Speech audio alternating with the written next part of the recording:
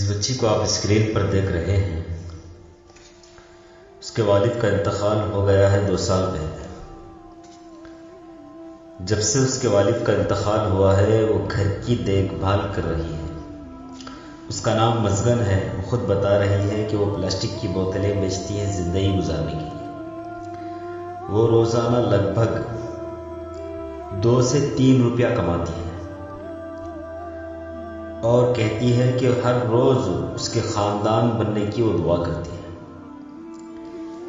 मेरे दोस्तों, ये हमारे लिए एक इबरत है कि अल्लाह ने हमें सेहत दी है, जिंदगी गुजारने के लिए एक रास्ता दिया है, एक कारोबार अल्लाह ने हमें दिया है। माँ बाप हमारे साथ हैं, हमारे लिए हमारे भाई बहन हैं। ये सारी चीज़ें देखकर हमारे अंदर शुक्र पैदा हो, क्योंकि अल्लाह ताला शुक्र